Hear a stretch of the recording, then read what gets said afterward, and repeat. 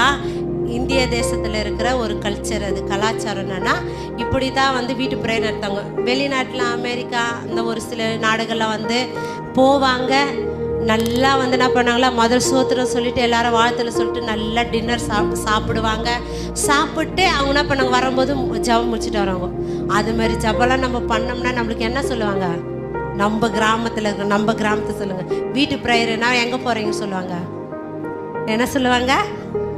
அதுதான் நம்ம தேசத்தில் இருக்கிறதுக்கும் அந்நிய தேசத்தில் இருக்கிற ஒரு விசுவாசத்துக்கும் நம்மளுக்குள்ள ஒரு வித்தியாசம் உண்டு. ஏன்னா நம்ம ஜனங்கள்லாம் வந்து குறுகிய மனப்பான்மை உள்ளவர்கள். ஆனால் அதனால என்ன பண்ணுவாங்கன்னா இப்படி நடத்துவாங்க. ஆனால் இங்கே வந்து கொர்நேலி வந்து வீட்டில் வந்து எப்படி பண்ணுறாரு, அவர் எப்படியெல்லாம் அவர் பண்ணுறாருன்னு சொல்லிட்டு நம்ம பார்க்க போகிறோம். ஆயத்தத்தை பார்க்க போகிறோம்.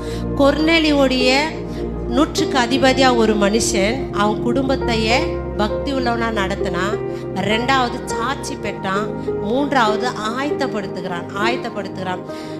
24 வாசிக்கலாமே. மறுநாளிலே செசரியா பட்டணத்தில் பிரவேசித்தார்கள். கொர்நேலியு தன் உறவின் முறையாரையும் தன்னுடைய விசேஷித்த சிநேகிதரையும் கூட வரவழைத்து அவர்களுக்காக காத்திருந்தான். என்னவா?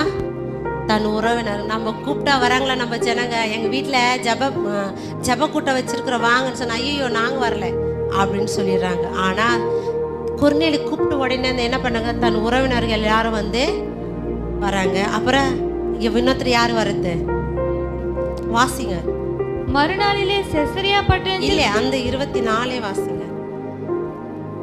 வாசி உறவின் முறையாரையும் தன்னுடைய விசேஷித்த சிநேகிதரையும் கூட வரவழை. யாரு?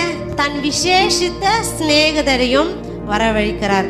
இப்ப ஏசப்பா மலை மேலெல்லாம் போயிட்டு ஜெபம் பண்ணும்போது எத்தனை சீஷர்கள் இருந்தாங்க? 12 சீஷர்கள் இருந்தாங்க. ஆனா யாரை கூப்பிட்டுன்னு போவார? விசேஷித்தவர்களை தான் கூட்டி போயிட்டு அவர் என்ன பண்ணுவார?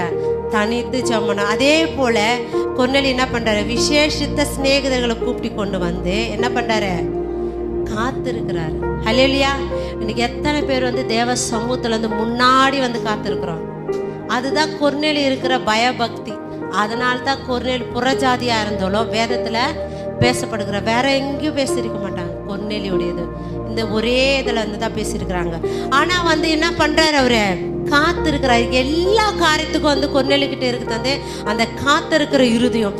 எல்லாரையும் கூப்பிட்டு வர வச்சு, இப்போ ஒருத்தர் வந்து நம்ம கொஞ்ச நேரம் வெயிட் பண்ணுங்க வரேன்னு சொன்னா என்ன பண்றாங்க நம்ம ஜனங்க, ஐயோ என்னால் முடியாது போயிட்டு வந்துடுறேன், ஐயோ இந்த வேலை இருக்கு நான் போயிட்டு வந்துடுறேன், ஐயோ எனக்கு பசிக்குது நான் போயிட்டு வந்தேன். அப்படி யாரும் போகலை. அவங்க